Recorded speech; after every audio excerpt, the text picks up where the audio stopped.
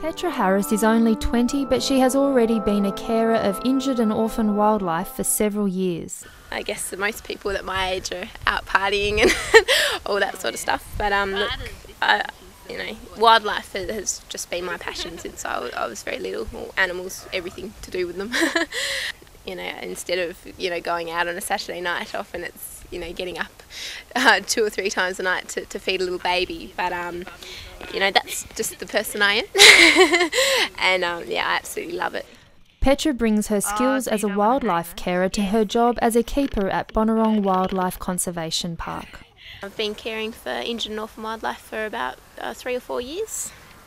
I started off doing macropods, so paddy melons, bandits, wallabies, moved on to wombats, and my last animals that I've just done are the Tasmanian devils, which have been amazing.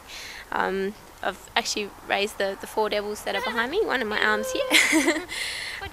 So it was a litter of 4 little girls. They're actually 16 months old now, but I had them since they were 4 or 5 months old, so they were just 200 grams, so about the size of the palm of my hand, and yeah, they've been absolutely amazing. Raising these 4 in particular, devils are absolute rat bags. Very similar to raising puppies. They all have their own little traits, characteristics. These 4, this is Luna just here, and she's the quietest of the 4. I've also got Petra, Riley and Nimba. Prada's the monster, certainly the leader of the pack. But raising them at home, absolute chaos. They steal things. A classic story that I like to tell is of my mother's couch. They actually chose to make that their den. Things were going missing from around our house all over the place, so socks, undies, toilet rolls, tissues, all sorts of things. And I noticed one day that one took off with a sock, flew underneath the couch and just disappeared. What's going on here? So I actually put my hand under the couch.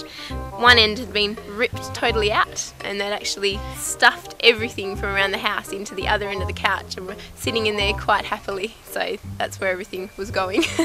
Being a wildlife carer is an extreme privilege.